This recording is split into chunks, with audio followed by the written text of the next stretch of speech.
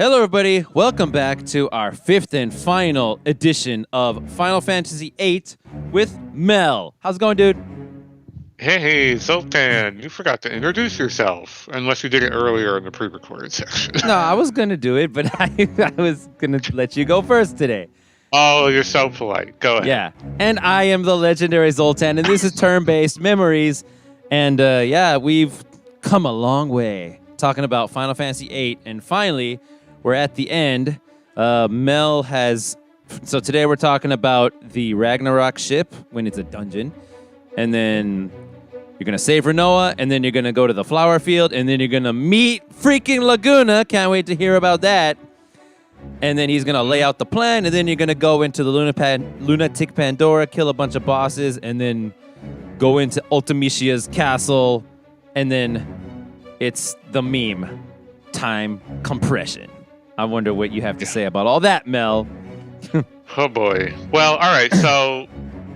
This time around, I took notes as I was going through the game, and I took like shorthand notes, little comments on what I was doing before I was taking like sort of little breaks in between, and then I'd compose a whole diary entry. If you listen to the previous episodes, you'll hear me read that off, and then we pause to make our comments.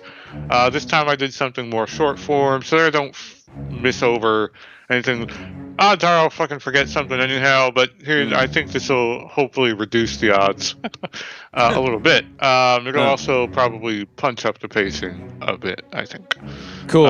So, yeah, like Zoltan was saying, that's exactly where we left off on the Ragnarok ship. We were floating through space, and then, Before we you get told started, me at the... dude. Go ahead. Before we get started, because I don't think I want to put this at the end anymore. If you're having fun, like, favorite, and subscribe, and all that nonsense. Okay. And if you have any, RPG friends, share it with them if you enjoy this. Yes, that's a wise thing to do.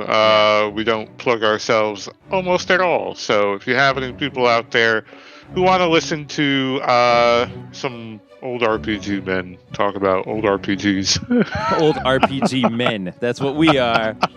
Not men of the sea, men of the RPG. No. Men of the RPG, absolutely. Yeah, let everyone know. We don't do very much social media presence. So Yep. That would help us a lot. Yep. Thanks, everyone, who's been watching, though. Absolutely, yeah. We have a bunch of people on this end, the news channel, which we have put a little bit on suspension. Yeah, we've been busy. Back on this channel. Yeah. All right, let's go. Let's get into it. All right, so last we left off, you kind of gave me the lowdown on how to get through the Ragnarok ship. You have to fight those boss encounters in sequence. They're color-coded. The game does tell you this. I hadn't gotten to that part. Okay. Where the game was like, gives you this long sort of lowdown on, this thing with the sequence of blah, blah, blah, and then basically they're like, so we gotta kill them in order. Like the blue one and the blue one, and the red one and the red one. Yeah. I'm like, well, what is the point of all that exposition? They just told me what to do. To make it more realistic, I guess. Immersive, I guess. I guess in case you didn't understand what the stupid story part of it was, they're like, just do this. Like, do they want it to be a puzzle or not, man? That's the question. Yeah, I guess. I found out later on, if you really are dense and you don't know what you're doing, if you just kill 25 of them in any order, that's also sufficient. What? What do you mean? That's a lot, though. That is... So, yeah, if you just keep messing up for a long time, not forever, after 25 fails, they'll just all die, huh? Yeah, you basically you claim the ship at that moment. That is so weird. How did you find that out? Does it say it in the game? I looked it up on... This was after you had told me what to do. I had a guide open, because whenever I'm doing anything for longer than X amount of time, I'll go to exactly where I am in a guide and just like move me one step forward, and then I don't look at the guide anymore.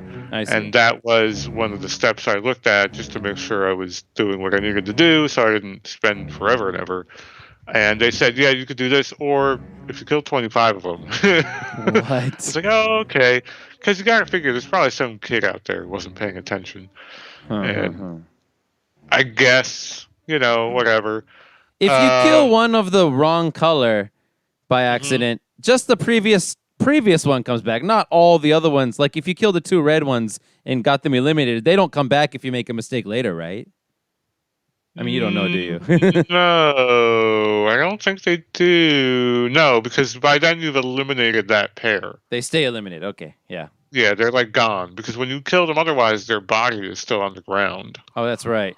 Okay. And then when you kill them, like their double or whatever, the body goes away. I'm pretty sure. Yeah.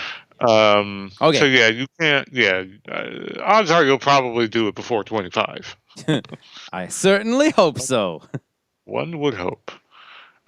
So we move into having claimed this pretty cool looking ship. We move into this cockpit scene. We get some really cool scenes with Squall and Renoa, and I really thought they move into this vocalized track. Yes. Which I just came out of left field for me. Oh, did it? I just wasn't expecting a fully voiced and, good sounding voice track. I think up until this point, all we had was the opening Vitos Vinosec. That's right. So that song that played is the song that Julia played on the piano. You probably didn't remember it because it was a long time ago. Not. But yeah, it's it was by now quite a time in real life. Yeah, in real lifetime, right? Yeah, like weeks. What is the name of this song? Is this the Eyes on Me song? This song is called Eyes on Me. It's performed by Faye Wong, who... Right. I think, maybe she's Chinese. I don't know where she's from. I mean, her name isn't Japanese, so I guess Chinese name, Chinese. Isn't it? Sounds Chinese, yeah. Interesting little tidbit.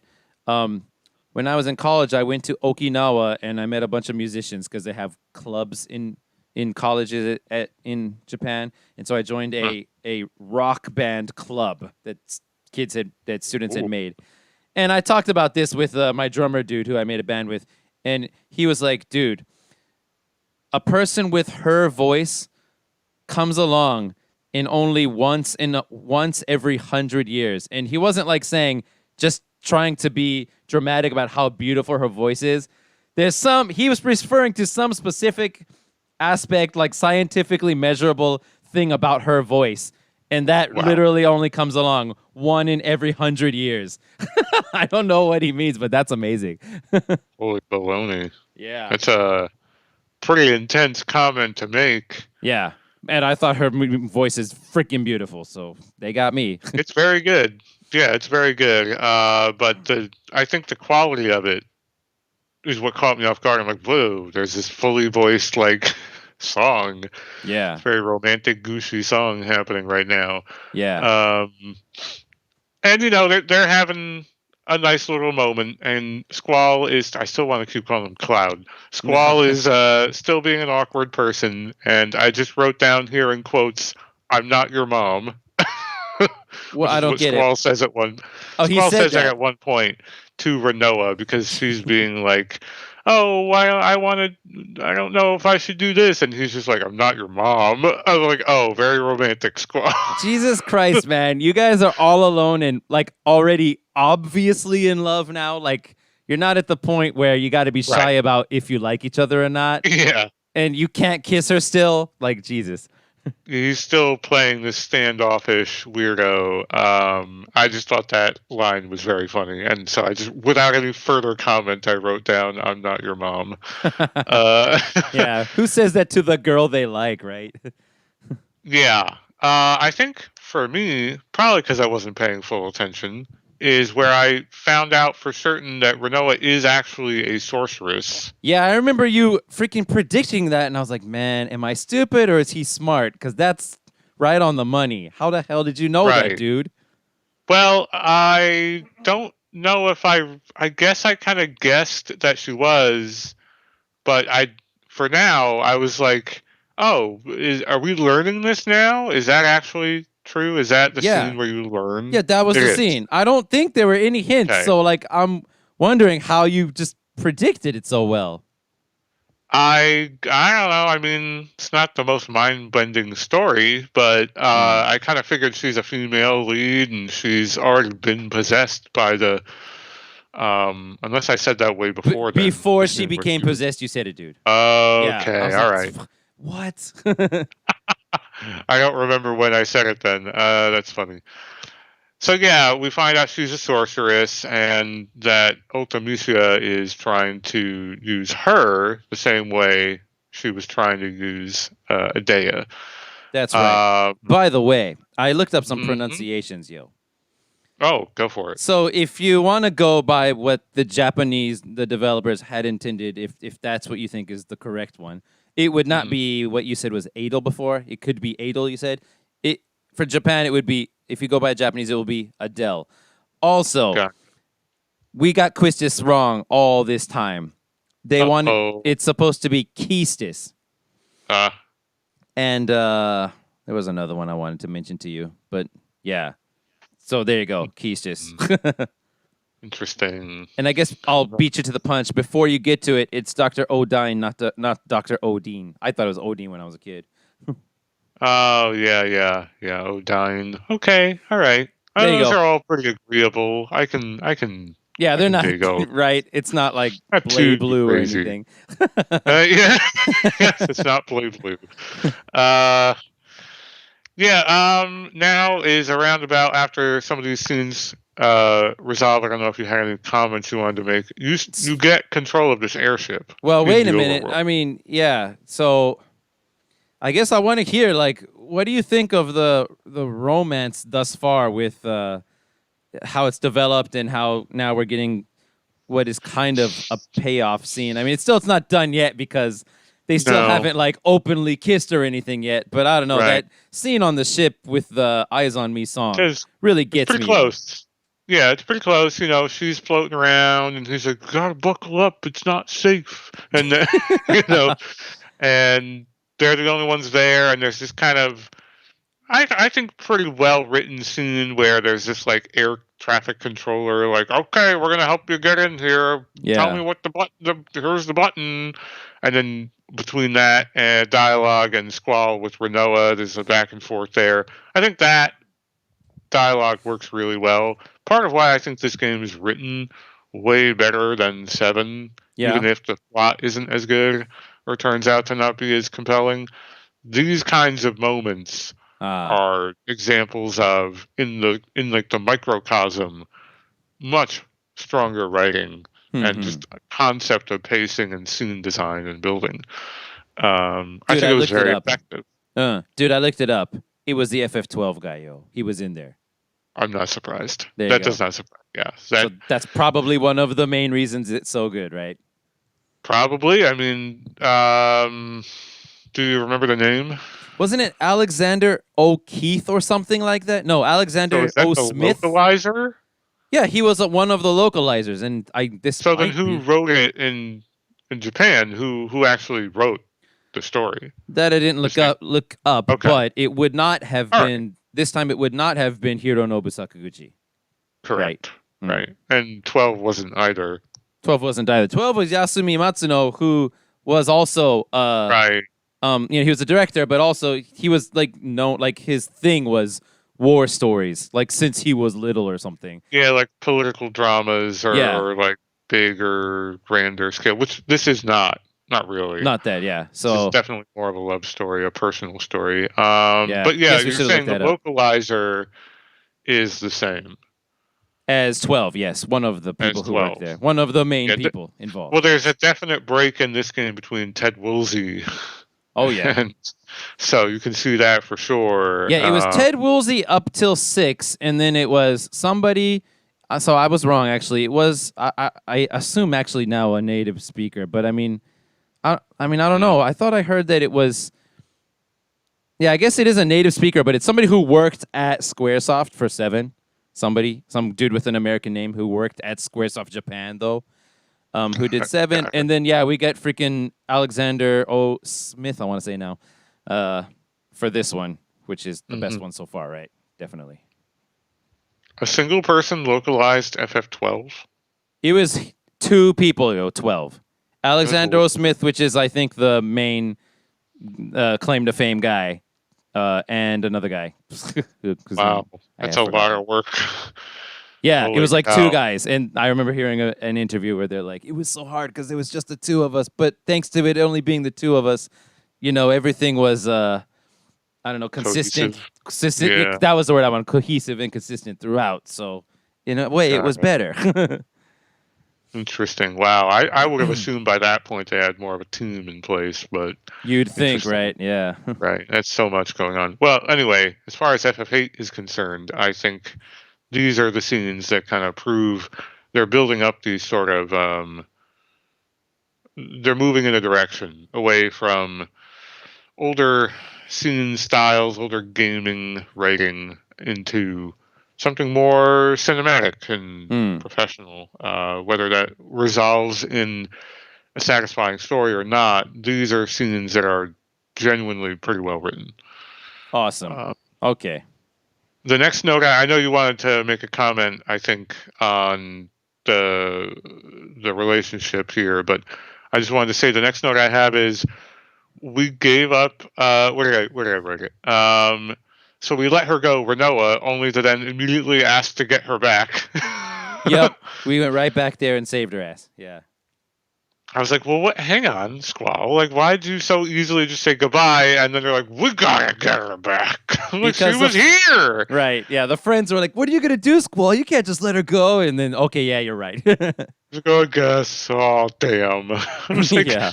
there was a turnaround on that was a little quick. I kind of wanted more.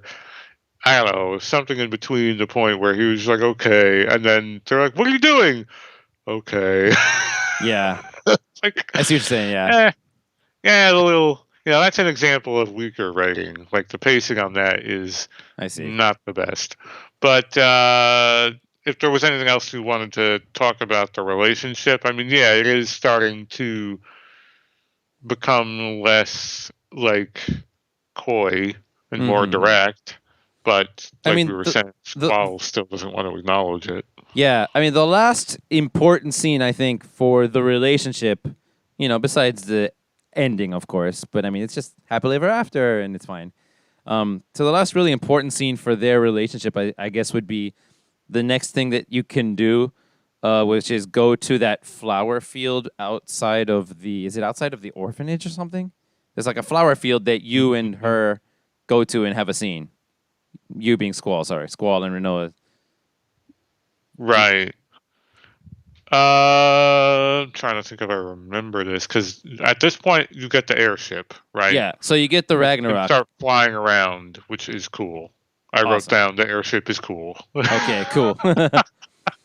Yeah, the flower field scene is the one where it's like the same as the Fitos Lusek freaking opening, where it's like Yes. it's scrolling across that freaking CG flower field really quickly, and all these random phrases that don't seem to mean anything yet are appearing on the screen. And it's that scene, right? It's like, promise me you'll be here, and I'll be waiting for you. It's stuff like that, right? I do remember that now. Yeah. Yeah. If we get lost in time compression or whatever, just wait for me here. And if I come here, I'll wait for you. And I guess that's that the happened end. after the Laguna scenes. Oh, did it? Wouldn't it not have? They don't have any concept of like the time compression stuff until after. I thought. Maybe it wasn't about time compression, or maybe it was after the scene. I'm pretty sure. Like I was watching a speed run of it, before recording this, just to remember the order of events. And they went to the flower field before meeting Laguna. Got it. Yeah. So maybe they didn't actually say time compression, but they probably said, okay, well, if we ever lose each other, let's meet here. So, right. I mean, Yes. I guess that, and basically saving her from the, you know what? Put away the flower field for a second. I don't think that really is that important to the romance now that I think about it. I think really the last important scene for the romance is just him saving her. And, and also like when he's on the ship, he's like, okay, well, even if you become a sorceress, I'm going to protect you. I'm going to be your knight or something. Yeah. Exactly. He kind of lays it out pretty bare at some point. So just kind of going in order here, my next note, and some of these are a little like things I hadn't thought about until now, but the orphanage. Yeah. Why is it so fucking like run down and destroyed? Like it looks like they were raised in like an ancient Greek temple. That's a good point. Yeah, it doesn't look like a normal house at all. Why does it look like it's been sitting there for hundreds of years? and without all the time travel themes that are swirling around, I felt like it was kind of important to ask the question, maybe even if only on like a fan theory level. Like it Uh-huh. doesn't make a lot of sense. Like why were they raised in this like stone Yeah. falling over Greek pillar So we've Acropolis style building? yeah, yeah, I don't know why they went with that aesthetic. Now that you mention it, I guess I didn't think about it either. All of the story points are basically laid out now. Like I'm not completely following it myself, but it's something like Sorceress Ultimecia knew she was gonna be killed by Seed someday. So, or she is going to be killed by Seed someday. So she's like going back in time and possessing these other sorceresses to try to prevent that from happening or something. But at the same time, Elone knows that this is happening. And so Elone is trying to like send people back to try to stop her from doing that. It's so freaking Yeah, confusing, but very. the reason they were all together is that somebody, I guess Edea and Elone, I guess, and maybe Sid also knew it, was that all these kids that they had gotten together, like somehow regarding this all this time travel nonsense with Elone, they know that these kids have to grow up to be able to stop the sorceress. And so I think that's why Sid keeps putting everything on Squall, even though he shouldn't be doing that yet. Because you got to be ready. You're going to be the one to kill the sorceress. Trust me, it's got to be you just for no reason. Mm-hmm. I can't put my finger on all the small points, but there's some reason why they're all together, and it's they have to be the ones. I don't know why they had to have the amnesia and all that, but at least there's a reason they're together. Mm-hmm. Mm-hmm. I mean, that's all I've got for you, dude. I know it wasn't well explained. No, I get it. I mean, you don't So really know what the story truly is either, it sounds like. Even it's after just playing. yeah, because it's it's very confusing. confusing, like you were saying. Yeah. I guess this kind of moves into the actual like plot dump scene with Laguna, right? Was that Where the you one? get Yeah. well, that's kind of the next major beat is that you go back to Esther and Yeah. you talk with Laguna, who is now the president Of the freaking most advanced of civilization on the world. yeah. Jesus Christ. How does he do it every time? I know, right? He kind of fails upward in this comical way, which I guess is the intention. It's kind of meant to be like, well, how does this guy Yeah. get to do these? Mm. And then Dr. whatever we said, Odin, Yeah. whatever, Odin. then kind of gives you this whole rundown on time compression and what it is that you have to do and where and all the particulars on how to deal with it and what not to do and this is going to happen, blah, blah, blah. And I think it's written intentionally to be a little disorienting and confusing. Like, I don't think they're like, oh, people will understand this because the characters right away are like, what? This doesn't make sense. Okay. So I think to some extent it's intended to be a little like convoluted and a lot. But that doesn't mean it's good. You're right. It is genuinely on its face hard to absorb and understand kind of what's going on. And later on, when things do start to happen that they're talking about now, it kind of feels like it's not happening for a very good reason, or people seem to be just totally on board with this totally off the wall plot Concept, yeah. Oh, time compression. Like what? What is this? What? And I kind of wrote here that they're talking about time travel going in the other direction. It actually doesn't go. So in the real world, you can travel forward in time. There's, you can read science on how moving very quickly moves you ahead in time faster than other people. And stuff like that. Wait. What? How do you do that in real life? If you move 99% the speed of light, for example. Okay. just as an example to make it very clear. Okay, yeah. And let's say you have a rocket with that's That going speed. 99% the Yeah. speed of light. Okay. You put a watch on that rocket that's telling time. Okay. The rocket goes around the planet at that speed for a year. It's going to come back down having only a month's worth of time elapsed on the watch. Everyone else will have spent a year on Earth. It's Okay. just the way physics works. I can't explain it any more detailed than that. So the Okay. gist is, if you are on that ship, you can move forward in time a year when for you it will only be a month, for example. But Are you the can't go people? back. Okay. Everyone else will have aged a year, and you will have only aged 1 month, for example. Okay, And that's that's amazing. the only way time travel actually works, if you even can call it that. Right. You can't go back. And I just thought it was funny that in this game, the only way it works is you can go back. You really Yeah. kind of can't go forward. I see what you're saying. Okay. So I just thought that was funny. But yeah, there's a lot of plot development that's sort of getting dumped on you. And something else I kind of didn't quite grasp until now was kind of the relative ages of the protagonist characters, Squall and his team, and Laguna and Eleni. I didn't quite understand that Laguna and Eleni are quite a bit older than Squall. So have you figured out who Laguna is to Squall? Because I played the game multiple times and never figured it out.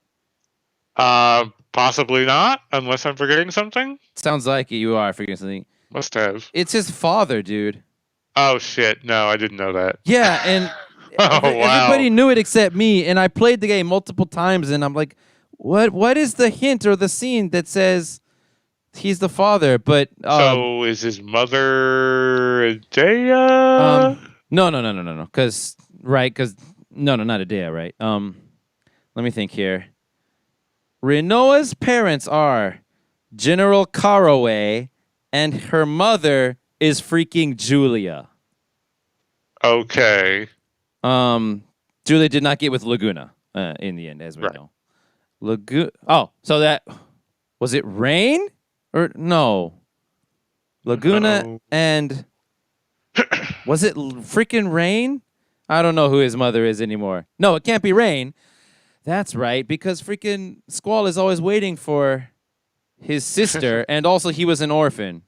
So let's get the corkboard out. Come on, let's draw these dots together. Well, anyway, his father is the father is Laguna, apparently, according to everyone. But Okay. I don't know what scene is a hint. Sure? That's for sure. Okay. All That's right. for sure, according to everybody. But I don't know what Well, the hint in the game is. I missed that one too. And maybe again, there's some extra dialogue somewhere I didn't read, or that I forgot or missed or wasn't paying attention. I don't know. That makes a good deal of sense. They do look a lot alike. They would be about the right age in difference. And they have the completely opposite freaking personalities. Exactly. I love that. It feels like the thing they would do to contrast the two characters. So that makes sense to me. Okay, so now the question is, how come he left Squall to be an orphan? Was it because he knew something about his fate to kill sorceresses or something? I don't know. That I don't know. That's the part I can't fill in, having just now learned that who is probably his father. I don't. I mean, we didn't get any impression that he had a child or even had a romantic relationship with anyone during the flashback scenes. Yeah. So I don't know where that fits in. Me neither. I just letting you know. Yeah. So there's another piece of information that may not be relevant. I don't know, right? I mean, I know there are a ton of fan theories that are not directly explained in the game that float around this game. Right. No, but everybody is in agreement that Laguna is Squall's father. Like it's considered canon by everyone. So there must be some dialogue in the game somewhere that we just didn't find. Yeah, there probably is that we just weren't paying attention to or some shit. Very possible. Uh, So we're meeting so Laguna now. Sorry. we're meeting Laguna, and like I was saying, this is a part about the time where I was kind of I was like coming to terms with, oh, I guess Eleni and Laguna are a good deal older than I realized they were. I thought they were all relatively the same age as Squall guys. Squall and his group. Like Yeah. they're all kind of younger people, but Laguna's a full ass adult, and Eleni must be a good deal older than I realized. Um, because there are scenes of her in flashbacks where she looks like the same. I'm like, oh, and Squall was like a child or something. Who? Wait. Who was in? That was a flashback, right? Who was Laguna with in Windhill? That little kid wasn't that Elone? That's what also confused me, is he was talking about her at that age. So Laguna's older. Yeah, for sure. But Like, Elone might be roughly the same as Squall for all we know. I guess, yeah, you're right. Probably. If Yeah, that was sense. Elone in Windhill flashback, right? Yeah. So I don't know. Yeah. Yeah, they never quite make that clear. So I think that's something that would have been clearer in like a newer game because the characters would look older, you know? Right. Oh, yeah. Maybe. Just like that kind of thing. Some other note here is that the Lunatic Pandora place is giving me really strong Song of Nephilim vibes. Oh, is it? What aspect is it? So, Song of Nephilim, for people who don't know, is a dungeon in Xenosaga Episode 1. Yeah. It's like the same thing. What do you mean? Lore-wise, what do you mean? Functionally in the plot and also design-wise, it feels like, I guess, when they were making Xenosaga, they thought about this. Because here is this giant, towering, floating cube little science dungeon. Yeah. That some crazy scientist made that calls down some horror from space, basically. I see. And that's exactly what the Song of Nephilim is. And it almost looks the same, except it's many, many times larger. Yeah. I just kind of thought that was funny. Like, I bet someone remembered this and had the same idea. Somebody was playing Final Fantasy VIII.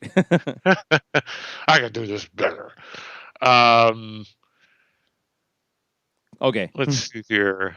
What else do I have? And all right, so during Laguna, so you can ask Laguna, hey, how the hell did you become president? Oh. And there's a couple flashbacks that he then goes through. And one of them includes Adele, the sorceress, who I just wrote here. I'm like, Adele is a sorceress? Because she looks like a man? Giant dude. Yeah. Yeah. Is there something going on there that I thought maybe I was reading something wrong or whatever? I wasn't looking at the character model. He's clearly a man.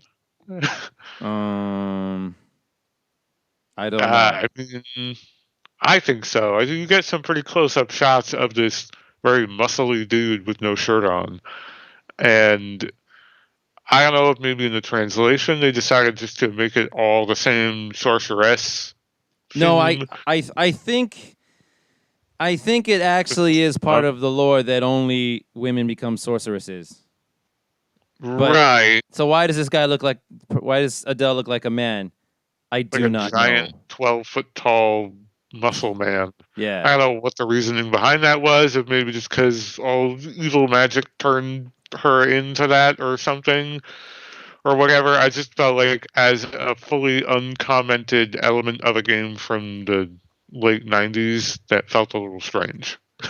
Maybe she's just buff. Like those are actually female breasts, but they're not large, and she's buff. She has small breasts and she's buff, so that's why. She doesn't wear a shirt. But so, dude, I think somebody mentioned this. Yeah, here it is. The freaking designs on her body are not actually designs, but actually clothing, is what somebody said. Because, right? Because she's got if she's a she's got these little black stripe looking things. Kind of, it looks like it's all tattooed on her body, but I think that's clothes, yo. But Yeah, man, I in think game it totally so. does not look like clothes. Yeah. No, I mean you don't get a ton of like good images of this character, and I'm looking now at a render, Yeah. and not a lot of female quality going on Not a here. lot, yeah. But I think it's just a Which design choice. Just, we've made all the I guess normal so. feminine ones. Let's make a buff one now, maybe. I don't know. Yeah, I suppose. I think Adele is a pretty, you know, poorly developed character, generally speaking. I mean, the character Just she is was a powerful, right? a large plot element for a large part of the game when she wasn't in the game, and then she's there and gone. She kind of shows up, you defeat her, and now it's about Ultimisia, this other sorceress who Happens in you don't every see FF yet. game. I guess so, but it felt, a little strange. This was kind of being built up to be like the main bad guy person for a minute, and then it wasn't. But Yep. I don't know, kind of interesting, kind of part of what makes this game's plot a little hard to digest and follow in Yeah. I some mean, we've been ways. going from sorceress to sorceress throughout the whole game, right? True, yeah, and you never really had much time to sit with any one of them. Which makes it really interesting having only heard tangentially about this game from the outside looking in. I thought Idea was the sorceress I the see what you're entire saying. time. Yeah. You know what I You mean? would Because think that that's the unless you played the character game, you yeah. see. Right. That's like the sort of spoiler free antagonist that you get to look at when you see trailers or promo art or whatever of the game. Yeah, definitely. So I thought that was like Ultimisia or something. Yeah, and freaking Adele, neither Adele nor Ultimisia have freaking scenes in, like, for example, the opening crazy ass cinema with Liberi Fitali music going on, right? Exactly. But Adea's Yes. in it, yo. Yeah, exactly. Precisely. Um, so that was another note there that I was writing about. Just that was during the President Laguna flashback. And yeah, I wrote that the time compression plot is a lot, is what I wrote. Yeah. I'm And still not completely sure. Whatever. I don't need to think about that anymore. Go ahead. Continue on. yeah, let me just read through some of my notes here. So okay, so now that you have the airship, Yeah, I'm hoping you did some exploration, maybe. I did a little bit. And to me, it dawned on me like, man, this is right smack dab in the middle of 3D overworld exploration in role playing games, which is now again gone, largely because role playing games just don't really exist the same way anymore. But in all of my favorite, or I shouldn't say all, But many. Some. most of Some. my favorite role playing games, a robust overworld exploration mechanic is part of it. And when I started flying around in this game, I was like, man, I want another game that does this.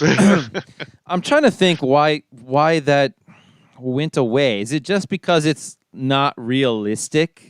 Yeah, it's kind of abstract in a weird way, and I think games try to be more grounded and real in ways that kind of sacrifice that. It's like a gameplay mechanic that relies on that abstraction. Either that, or you have a massive world that takes forever to get through or move through, right? Or you're fast traveling, which totally eliminates the sort of adventure, moving progress, physical movement element of it. And I think you're right. I think they're trying to just kind of make it more real. It's too abstract or weird. I don't know. But I like it. Yeah, Star Ocean also did it. Star Ocean 2, 1 and 2. Well, I don't know about 1. Star Ocean 2 had a overworld. Yeah, 1 also has one.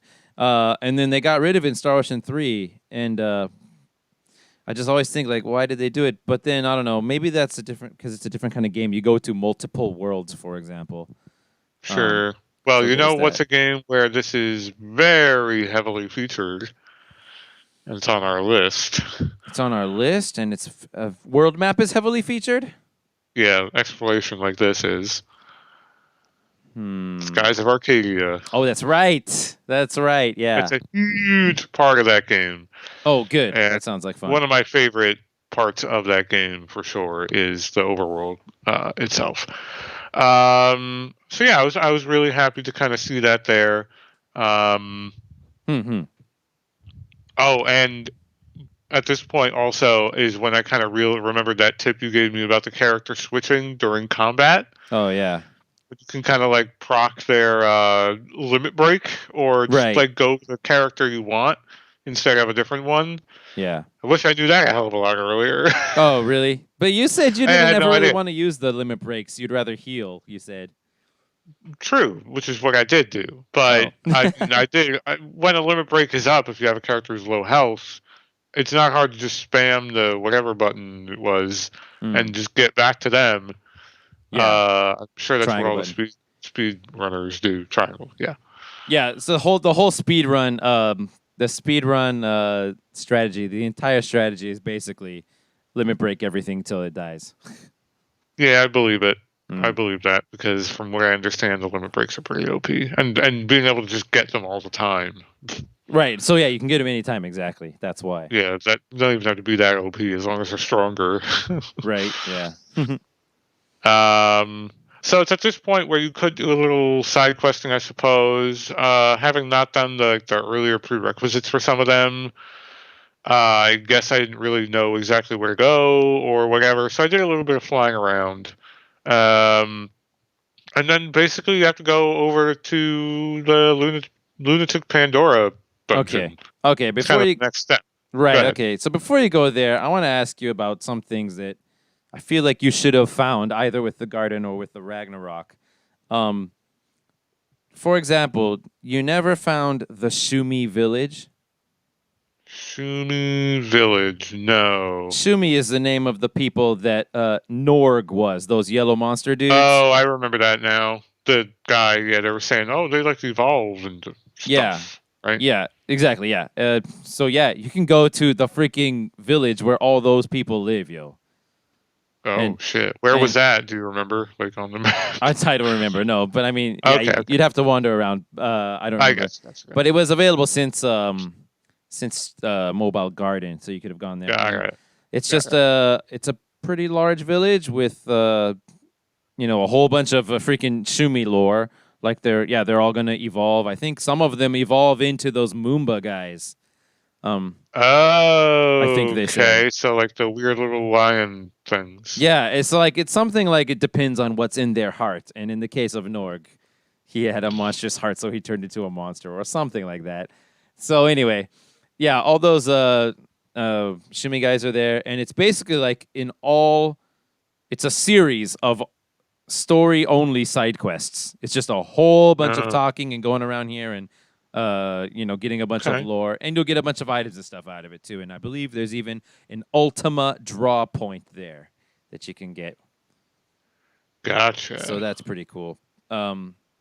If you just want to hang out and talk to people for a long time, there's like no battling or anything. Right. I don't think.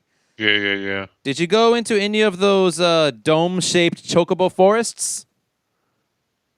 I did not. There was a good deal on the overmap I didn't do, so you're probably gonna find or know of a bunch of shit I missed. Okay. So the only big thing I think that you found that was optional was the place where you can get Odin, but then you said you stepped out of there because the time limit was scaring you, right? Oh yeah, that's right. I didn't go back to that, but now that I remember, I went in there. There's all those glowing staircases. There was like Yeah. a time limit, and there's like, wow, you have to do whatever. And then it was like super early in the game. I think I got there. As soon as you could, Must maybe. have been as soon as I could with the mobile garden, right? Yeah, I think that's the first time Or- you go there. Yeah. Can't you even get there before then? I feel like I even got there before that point. Might be possible. I don't remember, but yeah, I don't remember.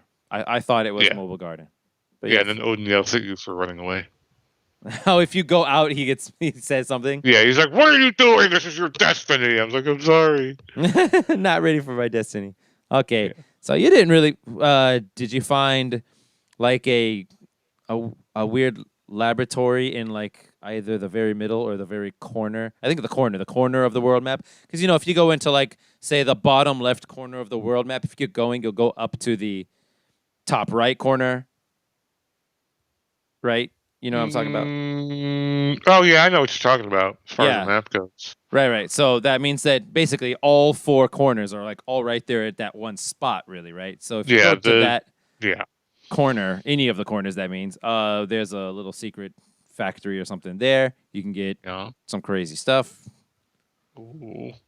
Okay, you didn't Anything find good? it. Did I miss anything? Yeah, dude, I think that's where you fight the same one from freaking Final Fantasy VII, Ultimo Weapon. You fight him again. Oh And shit. and I think if you draw from him, he has the strongest GF in the game, which is named Eden. And Uh-huh. its attack animation, if you're gonna summon it, is way long, like 3 to 4 times longer than whatever the previous longest one is. But and so that means you're gonna get like if you do that mashing the triangle button or square button to get the boost thing, you can max that out pretty easily. And it's the only attack in the game that will go more than 9,999. Oh wow. So that's pretty cool. Yeah, you can break the damage limit with that one attack anyway. But you're gonna be sitting there for a while waiting for it to finish. You pay for it. Yeah, you might as well just do limit breaks. It'll be faster. Yeah, that's the thing. That's what I hate about long attack. Even if it's like the difference between physically attacking, which has usually a pretty short animation, or casting a spell. Sometimes I'll just physically attack several times because it's quicker than selecting a spell, casting it, doing the damage, moving forward, also spending the MP. Like, my time budget is also something I take into effect a lot in role-playing games. It's like, why would I waste my time? Like, why would I do this? Yeah. Make this battles take so much longer. I see what you're saying. Yeah. Yeah. And then I guess, I mean, there are probably a couple other things out there, but the other really famous thing is there's an island way up in the north and an island way down in the south, and their names are the island closest to heaven and the island closest to hell. And I think if you land on them and then hit the menu and look wherever it shows the name, it'll say that exact name. And I think you need to have the move find ability that you get from maybe Siren or something equipped. And if you just go in there with in count none, the thing is, if you go in there without in count none, every battle is level 100 max level. Oof. Yeah, and the encounter rate is absolutely insane. But the thing to do there, you put on encounter none all along the outside edge. Is just invisible draw points of all the strongest spells in the game in both islands. So you go in there with encounter net and you just like draw all the strongest spells in the game. Then you go back up, you go up to the other island, do it again over there, and by the time you finish doing that, the first island will probably have been rejuvenated, all the spells, and you can do it again. How long does it take for a draw point to refresh? I'm not sure, but a few minutes, I guess. Yeah, a few minutes at least. Yeah, for sure. Yeah. So yeah, that's another thing that that a lot of people know about. Wow, that's very abusable. Totally. Yeah. I would imagine. If you can find it and you learned about it, right? I mean, it's just a random island. Yeah, you gotta go there, know to land there, turn off the encounters, and then put on move find ability. Move find on. Yeah. Okay. Yeah. It's definitely an older role playing game where these are like fucking tip and hint guide fucking that's how they made their money. That's how they made their money, yeah. I mean, no better example than the freaking Zodiac Spear from FF12, right? Oh Jesus. Yeah, true. The original one. Yeah. If you open one of these random chests, you lose the best weapon in the game. That has to be some sort of collusion with like guide writers. Like, it has to be impossible. Right? It's impossible that you would ever figure that out on your own. They never tell you. Yeah, there's no way to know, right? Yeah, and it seems almost impossible that somebody would think that's a good game mechanic, right? Here's the other thing. Figure this: it's impossible for you to know how to do it on your own, and yet a guide knew about it before the game came out. Why? They were fucking told. They were told, right? Yeah, exactly. There's no other way they could have figured it out unless they reverse engineered the game's code, and I'm pretty sure they weren't doing that. I don't know if they do that when they make guides. Yeah. I don't think they were. I really don't think like the Prima and Brady Games guide companies were doing that. I think they were getting handed information that would be useful for their guide, and whatever kickback they gave or didn't give, I don't care. But that's the only thing that makes sense is that they were told, here's this like ultra weapon, and here's this myriad convoluted steps to take to unlock it. Yeah. So that's all the stuff you could have got, dude. Some of it, anyway. Gotcha. Yeah, I figured there was a lot that I was kind of zooming past. But again, I felt pretty strong at this point in the game. I had like a lot of to remind everyone, since I am playing this on the remastered Steam version, you can speed up time. You can also make yourself invulnerable, which I wasn't doing except when I wanted to draw new magic.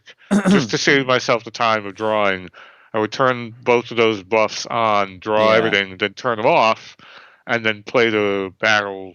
And I've lost battles that way because when you come out of that buff, your enemy starts to attack immediately. So it wasn't like I was giving myself a total free ride, but at the same time, I was probably speeding my game up quite a bit.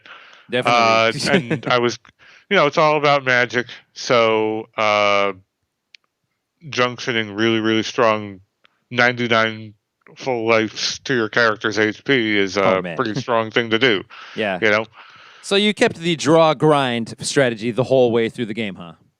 I figured why not? It's easy when you do it the way I'm doing it. It's pretty effortless, and I figured I'd probably be compelled to do it this way regardless. So why not just make it easier on myself and just save time? It's like kind of effortless to do, right? And it just takes time. And that's exactly the way that everybody who played the game when there wasn't, what is it, like power mode and also triple speed. Like everybody thought, I guess that's what I'm supposed to do, and they did that, and then they hated the game. Right? Yeah. So I probably would have been one of those people. Exactly. Yeah. It's more. I've learned in hindsight. It's more about the card game, which I pretty much ignore, and it's about converting things into magic and using the GFs a lot more than I did, and just kind of breaking the game into a million little pieces, taking advantage of all these other little systems. That the game gives you a lot of control. It just doesn't do the best job of surfacing that control in a way that makes sense or is like easily understandable to be like, oh, this is how you get OP. Oh, this is what this actually lets you do. Right. Kind of thing. Yeah. And when games do this, they tend to be, I think, among my favorites is the games where there are a bunch of different systems you can exploit. And if you exploit one of them, you'll be about the right power level. And if you exploit all of them, you'll completely destroy the game. And that's kind of an inherent flaw with games that are designed to play it any way you want. Like, that's a positive thing you can say, is that you can play with any strategy you want, and, you won't trap yourself into a corner or anything. You'll be able to beat the game no problem.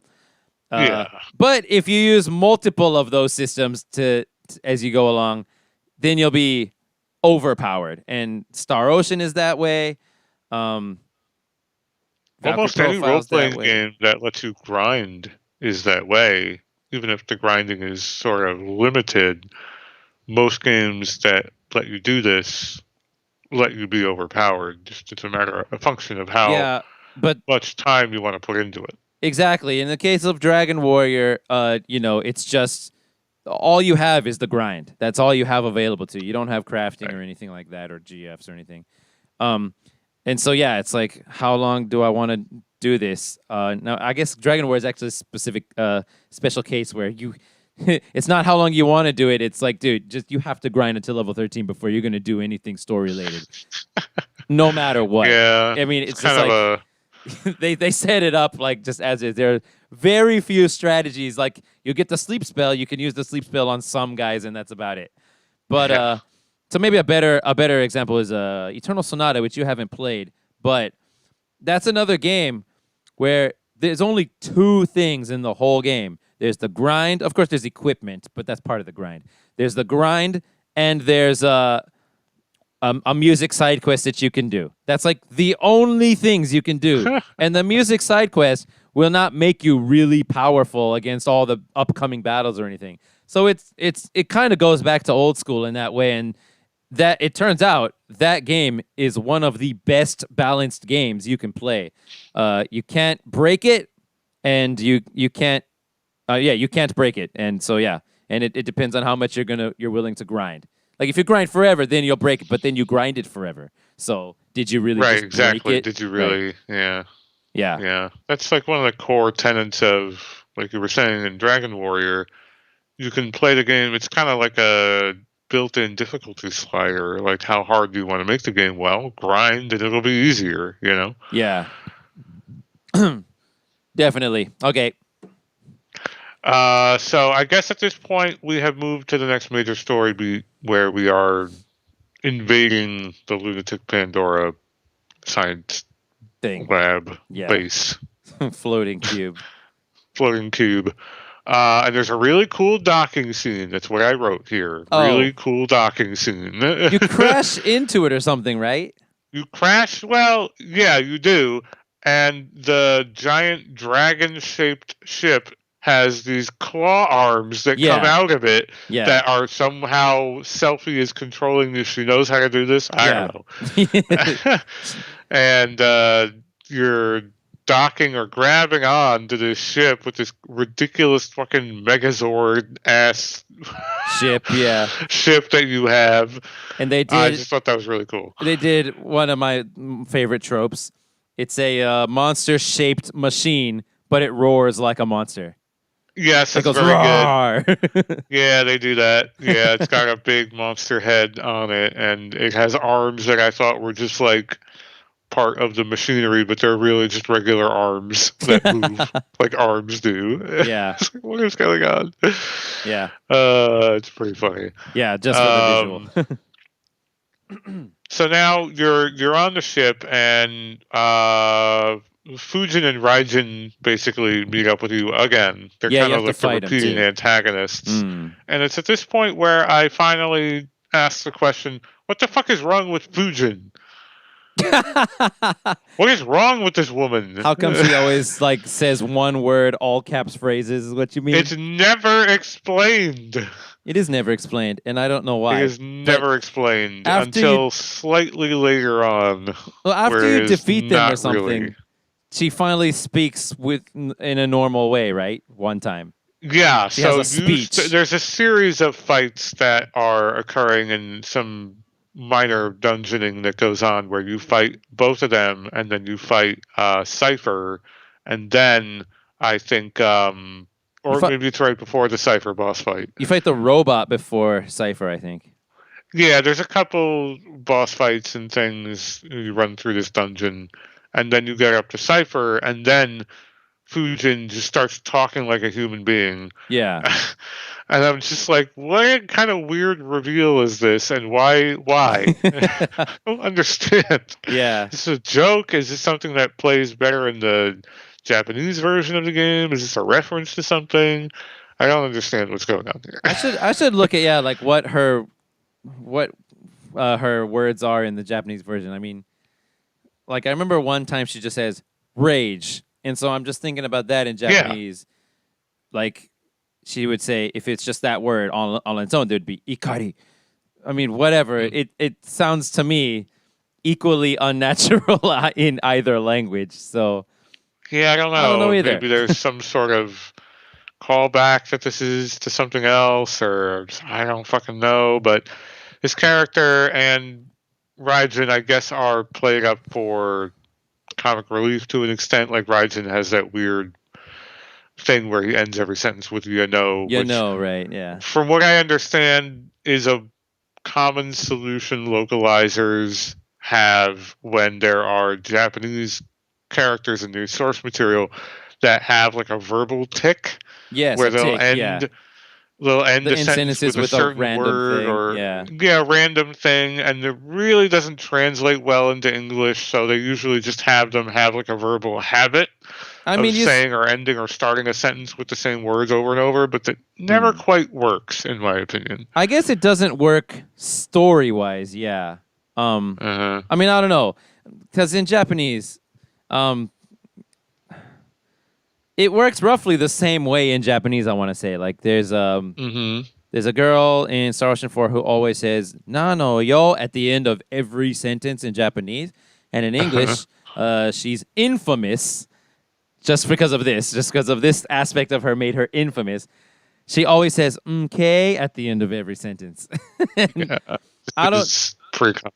Right, and so they're not. I don't think those two phrases are quite similar. But I mean, No. I don't know. Um, But it's a thing it that happens in Japanese writing a lot for it whatever is. reason, Yeah, and it's it just got to comes, it be. shows up. It's got to be just for no other reason than to make the characters more unique from each other. I guess. Like, what else could there other reason could there be? Right. Don't know. I don't know what it's like. What sort of literary mechanic this is sort of leveraging, but it shows up everywhere. Like the Mughals all end every sentence in "kupo." Yeah. It's the same thing. It's the same thing, Yeah. and it shows up all over the place, especially when you're referring to like weird eccentric characters or aliens or other somewhat unusual talkers. Yeah. You always get this thing that crops up. Yeah. The you may not know this, but Chrono Cross is the speech tick freaking way of talking game. It's the one, yo. It's got like Oh 40 boy. something characters and all of them have something different.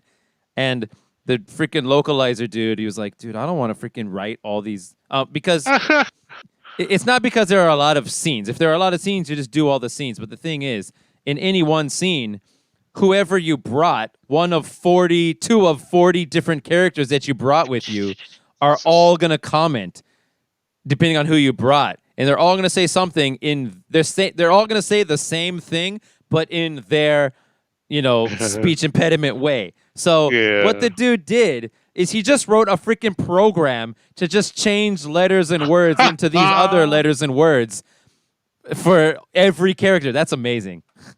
Wow. Yeah. That's pretty intense. Yeah, and it works. I mean, it still sounds weird because of what they say, but programming Yeah. wise, it worked. So good job. Yeah. So, all right. Now, after Fujin decides to be a human being and speak like an adult, So when she gives that speech, wasn't that her and Raijin finally saying, "You know what, Cypher, we can't back you we anymore." can't. Yeah, we're Finally, they done. said it, right? Yeah. We were friends, and we were gonna follow you for whatever reason all the way this way, and Probably just we're because they like, were friends, sorry. though. Mm. Yeah, they were friends. Like they were school friends, and there was this. Obviously, the narrative is that these are school rival groups, friend groups, and you have Squall's group, and you have Cypher's group, and Yeah. this is where that starts to break down. And clearly, now in terms of the story, is where Cypher turns a corner, and he's no longer your school rival. He's part of like the global antagonist, and he's part Yeah. of, he becomes truly irredeemable or evil or whatever Yeah. He in that captures way. Renoa, right? Right, and he throws her like up into the Adele The Del Orb thing, yeah. orb thing to get her whatever, and so Junctioned you end to up in that freaking. Adele fight, Yeah. which is weird because now Renoa is like suction cupped onto Adele. Yeah. Freaking Adele junctions Renoa. How do you. Yeah, that all right. So that is another cool thing. They they do that thing in a game where junctioning is a gameplay mechanic, and then they turn it into like a physical in-story action. Yeah. I think that's always cool when I a agree. game gets away with that in a way where it's like, I'm gonna junction this person. What?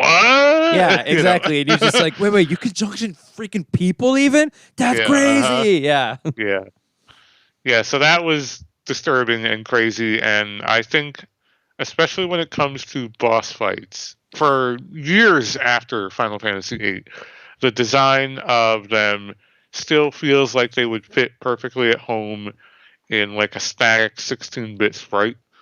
The They look like characters? the boss characters. The bosses. The way they're designed. Like they're obviously 3D animated renders, Yeah. but the way they were designed and drawn originally and concepted out, they almost look like they would be better suited still to like 16-bit stationary images. Like their concept art probably looks really, really cool. Oh yeah, probably. Yeah. Better than the model, and like designed to be viewed from a specific angle, that kind of thing. I see what and you're this saying, yeah. actually was true all the way up, probably beyond FF6, it. But right? I noticed it. No, I noticed this in Final Fantasy 13, where you had boss fights where the boss character model was clearly rendered off of a concept drawing from one angle, and it kind of looks weird when you look at it from another angle because it's like super stylized and big and weird looking.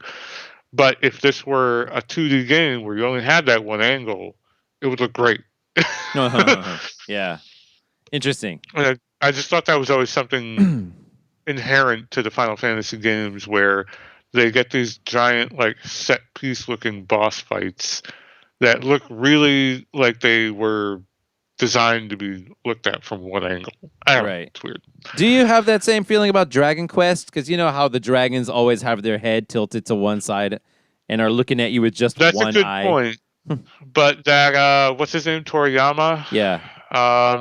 Design looks good in like 3D. I think that that art style translates better to a 3D render, in my opinion. Okay. It's very nice and round. Yeah, it's not as detailed as anything from Final Fantasy. Yeah, it's way more cartoony and big like oval eyes. It's very Mickey Mouse almost.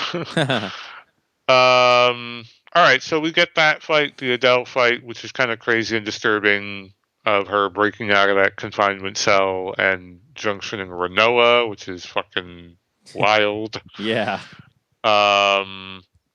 And then, let me see here. Then it kind of, after that fight, you kind of launch right into the weird time compression shit. Is that already time? Is that already time compression right there? I thought time compression was the ending that we watched. I thought that was time compression. There, you start getting pulled into, I think, the Ultimisia dimension or castle or whatever, which doesn't exist in your time line, whatever. Oh, so through time compression you get there. Okay. Yeah, I believe is the explanation. So like all this weird shit starts happening with these like birds flying around, and then you're in the ocean. You're in the ocean. It's a pretty intense and impressive CG cutscene, but this game is full of them, so I should be expecting them now. Yeah. They do a really good job of that in this game. And then you kind of go right into some more boss fights with the sorceress. So what do you fight again? A whole bunch of random sorceresses? It's a bunch of like random sorceress clones and stuff. Do you think that is supposed to represent like all the sorceresses who have existed throughout the ages or something? I just thought of that now. Maybe. Good question. I mean, you're compressing time and seeing it all. You're seeing all of time all at the same time because it's smaller, so to speak, because it's compressed. So I don't know. So something that is, and maybe you would know, the Latin song, the Phytos Lusek song, is an anagram for something. Are you aware of this? Yes, I'm aware of it. So it's not actually Latin. That means it's just. Oh no, I do believe it is Latin. Those are real words, you mean? Those are real Latin words, yeah. And happen to be an anagram? No way. So there are. So the Phytos Lusek thing is like not quite accurate Latin, but the rest of it, there are other words in the song in the middle. There are That's some Latin. other ones. Yeah. Yeah, that's actually Latin. And it's supposed to be an anagram for a succession of witches. Was that it? Succession of Witches? Succession of Yeah. Witches? Okay. And that's something I actually knew about a long time ago because this song is very, very famous. It It's is. like super famous, like world famous. And Wait, I wait, had wait, heard wait, about wait, wait. that. Succession of which? Dude, where's the L? Oh, and the word love is in it as well. Put the two. Okay. And love. Yeah, okay, yeah. Liberi Fitali is the first track. This is from That's a different one. FinalFantasy.fandom.com. Liberi Yes. Fatali is the first track of the first disc of the Final Fantasy VIII original soundtrack. The phrase Phthos Lusek Wikos Vinosek is an anagram of the phrases Succession of Witches and Love, two of the main themes in the game. And according to this, not an actual phrase in Latin, according to this. Right. That part is not Latin, but the rest of it underneath, you can see in the lyrics there. There is real Latin lyrics in there as well. Yeah, that's translated on the right side to English. Oh, you're right. Okay. Yeah, you're right. Awesome. Yeah, it's cool. It's all sung pretty inaudibly over the music, so it's kind of hard to hear it, even if you could speak Latin, probably. Yeah. But yeah, that I think kind of they had that idea in mind where there was, and I kind of get it. Like in the abstract, I kind of like the idea of we're being attacked from the future. It's kind of creepy, right? Like That something is, yeah. that hasn't happened yet is reaching back to today. Yeah. And trying, and like something that hasn't even occurred yet is trying to like fuck us up now. And there's like, we can't even get to it to stop it. It's like kind of disturbing and like menacing in this really cool way. But I feel like they didn't nail the explanation of it, for example. Like the explanation, for example, yes. Ultimecia doesn't have much development at all. But even if you don't want to develop the character herself, they need to develop her plan more for the audience. Yeah, and something else I wrote here during the boss fights is that there's a lot of weird graphical contortion and stuff that's happening because you're like phasing in and out of different areas. Right. And something that the PS1 physical hardware did was, if I'm getting the right technological terminology right, is there is no anti-aliasing, which means that you get very unstable vertices on polygons. So if you're staring at something and you're not moving, and you look at it and like turn your camera slightly at an angle, the vertices are going to wiggle and wobble around a bunch. Yes, which is the exact opposite of what would happen on like an N64, for example, where on like Mario 64, all of those vertices were rock solid. Nothing moved around when you turned the camera. The trade-off was you had really low render distance. So there's all that fog or really, really small game worlds that you couldn't use a lot of like detail on, low texture quality. The PS1 had higher texture quality and usually more detail on the small scale and could have bigger environments. But all of that was like jumbling and wiggling around constantly.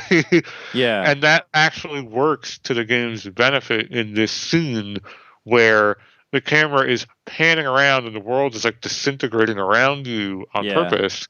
And it really works.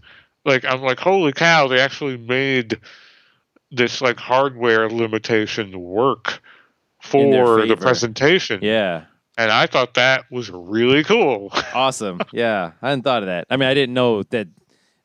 So there was no anti-aliasing for that scene, or in all PlayStation games? For all PS1, it wasn't capable of it. Again, if I'm getting the technological term exactly correct, I'm not sure. But it's something that the PS1 and the N64, as like kind of rival hardware, early 3D console hardware, those were the major distinguishing factors. That the N64 was really good at this, and the PS1 was really good at that, and neither of them could quite do what the other one could do. I see. And the PS1 I think the N64 games tend to look better when they're designed with that in mind. But the PS1, I've grown to enjoy games like Vagrant Story. I love the look of that game. It Huh. also kind of looks like a mess. Right? Yeah, it kind of does, right? Yeah, I know what you mean. And so does this game, but there's a detail in it where if you kind of look through the wobbly textures, you can see it. And it's like, this actually looks really good. And there's an Mhm. artistry to designing within your limits. And I think this is a really good example of that. Uh, Something Mm. you really can't do anymore because the hardware these days is Too good, it's like yeah. all the same. It's all the Mm. same. You know, you don't have these hardware quirks to work with anymore. Yeah. Yeah, when you have limitations, it brings out all kinds of additional creativity. It does. So now after that boss fight, we're in Ultimisi's castle, and it does a thing that reminds me instantly of Final Fantasy XII, where it starts to lock out your basic actions in gameplay. When did that happen in 12? The only one that comes to mind is there's like a boss battle where if like there's a magnet effect going on in the arena and if you're wearing metal armor, you'll move way slower. That's the only Um, thing I'm thinking of. well, you're right. There are boss fights where they will lock out your ability to cast magic or physically attack for the duration of the boss fight. But there's a whole dungeon, the Pharos, the Right. lighthouse, The long one, yeah. where you have to go up, and every level it's like, all right, what do you want to unlock? You start with like, oh no, it's the other way around. I'm sorry. What do you want to lock? So the higher you get up, The less you things you start can do. losing. Right. Huh. So it gets harder, and you start losing um, abilities to the point where you're near the end of the boss fight, and you get your choice between what you want to stop. So you can turn off items, you can turn off physical attacks, you can turn off magic. Huh, I don't remember that part. Uh, Huh. there's some other thing that you can turn off that's like a no-brainer. I forget what it is, Is but that the 100 floor dungeon or is it a different one? it's the same one, but you don't have to go. So the Pharos as like a giant lighthouse during the main campaign, you go up, I think, about 6 stories, and then the boss fight is there, and you move on with the story. Or you can go down 100 stories to an optional boss fight, which I've actually never done. Me neither. It's Holy very crap. hard, That sounds awesome. and Dude, I want to play FF12 now. Sorry. well, we can again. Okay. So yeah, so this dungeon does that, yeah? It locks out all your abilities at the start and you have to unlock From the them. start. So it's not the other way around. Yeah, it works the other way around where you have to fight these boss fights to unlock uh, your abilities. So you get in there and you can't do almost anything, and then you have to turn back command options like junctions or not junctions, Draw and GF, item, draw, yeah, item, magic. so forth, or the abilities that your GFs have. So that makes it kind of interesting. And they also let you scoot out the side door and go back into the overworld and I guess wrap up whatever side quests you haven't done yet. My opinion is that that final dungeon is the best dungeon in the game. You think so? Because I wrote that this is kind of like a puzzle dungeon. Yeah, well, yeah. I also think it's kind of like a puzzle dungeon because you can't. If I remember correctly, you can't go anywhere right off the bat. You gotta like find certain ways to go or something. Like not everything is immediately accessible. Is that correct? Right, yeah. For me, puzzle dungeons are always really annoying, though. I don't know why. I think something about them not being in the rest of the game. Oh, if there's only And one, you don't like it, huh? there's only one at the end, and it's either like a really hard to navigate maze. Final Fantasy X does this, or like a really 12 does like too. Yeah. sloggy sort of 12 does to an extent. Like sloggy sort of puzzly dungeon. I'm like, why now? Why at the end? Why only now? Yeah, I see what you're saying. Yeah, why only now? Yeah, I guess you're Well, right. it wasn't that bad. But it had like the most. Well, I don't know. I guess all the other dungeons also had a lot of interconnecting ways you could go. Yeah, I remember. I have this memory that all of those other dungeons actually had a lot of complex. They did. I mean, designs. some were more linear. The earlier ones obviously were more linear. The dungeon design in this game, I guess, not terrible. I don't know what I think I'm looking for in the dungeon design. It's a good question. I haven't really ever thought about it before. Like, what do I want out of a role-playing game dungeon? Do I want something linear, where the focus is on combat and maybe some branching paths, or do I want to have to explore? I guess it depends on how engaged I am with the combat. Yeah. Well, I mean, if we're gonna look at Chrono Trigger, Right. they totally consider just how tired the player is from the previous dungeons when they make like the next area and stuff. So they have that part with two long ass dungeons. You go to Magus's thing, and then right after that you go to freaking the Tyrannodome or something, and that's two really long ass dungeons. But then right after that, you go to the magical kingdom of Zeal, and there's no dungeon. You just walk around and talk to a whole bunch of people and get story and lore for a long time. And, I could see that annoying people, except that you just went through two long-ass dungeons. You don't want to do another one immediately, so you're happy about it. Yeah. So, Yeah. in my case, after I've gone through a long ass, in general, I say the bigger the better for me. But yeah, in general, I want there to eventually be a place where you get to a dungeon and it's like there's just like a straight freaking path right in front of you, and as you walk forward, you're gonna get into a bunch of difficult fights, and you just fight. It's like a gauntlet more than a dungeon. And I look forward to that as being kind of a break from a long ass exploration sequence.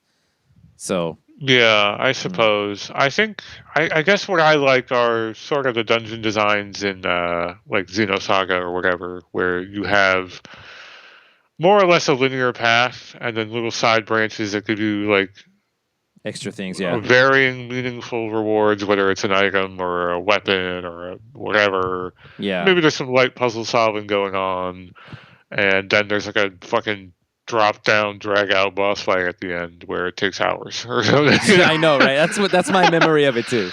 The boss fight takes an hour. Yeah. I guess that's what I'm looking for in my ideal dungeon. Okay. This one was okay. I think all the dungeons in this game were okay. I don't think I hated any part of that. Okay. Did you go through with have you been going through dungeons with encounters on or off? I usually, if I think I need to encounter something, I'll turn them on. But if I think I'm just trying to get like the gist of the encounters, I'll put it at half. I see. You never went through a whole area with encounters. I feel off. like I might miss something. Maybe I should have. No, maybe if they're driving you crazy, you can turn them off at least. Yes. Once you have that ability. Yeah. Right. Yeah. I don't know. Okay. But after you kind of work your way, unless there was anything else you want to talk about the dungeon, we kind of end up right at the boss fight. Yeah, we're at the boss fight. Yeah, it's like freaking 5 forms, right? Yeah, several forms, Ultimisia, and then Griever with Ultimisia like on it or in it or some shit. Like who's junctioning what here? Exactly, that's a good question. And yeah. So that's a thing that I don't. Another thing that I don't understand. I couldn't play the game again to check. But like, you name your necklace right in this game. You name Squall's necklace. Freaking Zell's like, does your necklace have a name? It's like, yeah, of course it has a name. What is it? And then you can name the freaking necklace. That's right. I forgot. And the name is the necklace is freaking Griever. And the final boss here is named Griever. Like, what is that? What is that? I don't know. What is that, Mel? That's a good question. I hadn't actually remembered that. It stood out to me back then. Like, why is it the same as my freaking necklace? I guess it's supposed to represent some kind of personal overcoming or like personal demon. Well, that's interesting. That's interesting because I think... that freaking necklace is a picture of a carving of a lion, and I believe the name of the song that plays during that boss battle is "Maybe I'm a Lion." So Hmm. might be something important there. Right. Yeah. Yeah. I mean, That's there. a good That's question. I yeah. I hadn't don't know hadn't either. really.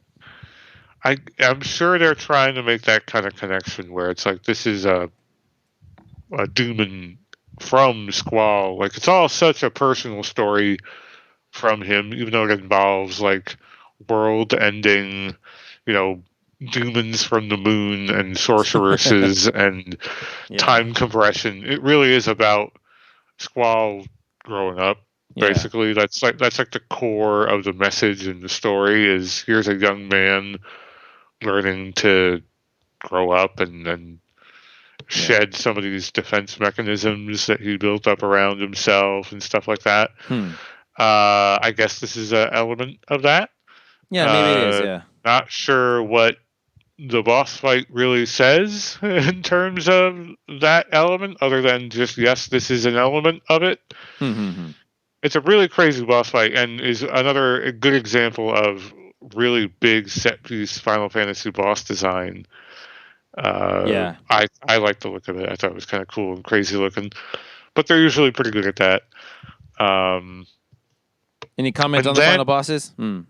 not Just it was a really. battle, huh? It was a battle. I kind of felt like that. I guess the combat, because it's so breakable, even by someone like myself who clearly wasn't even breaking it the right way. I You was were like strong breaking enough. it the wrong You way. basically had no Just problem with the final boss then.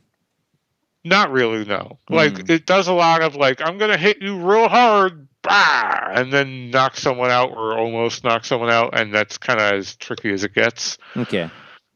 But no, I don't think I really struggled with the combat in this game at The all. the final Throughout, form. Though that just shows how awesome you are, I guess. I guess. The final form has a spell that is not available anywhere else. The final form of that sorceress Ultimecia. If you choose to, there's no point in stalking it because there's no post game. I don't believe. Yeah. If you choose to draw and then cast, you can cast a spell called Apocalypse on her that she has, which is pretty cool. Yes. But I mean, it's just another spell. Does some damage. Yeah. And Yeah. It's pretty. The combat in this game, like we were saying, pretty abusable, pretty breakable, but yeah. also it could be.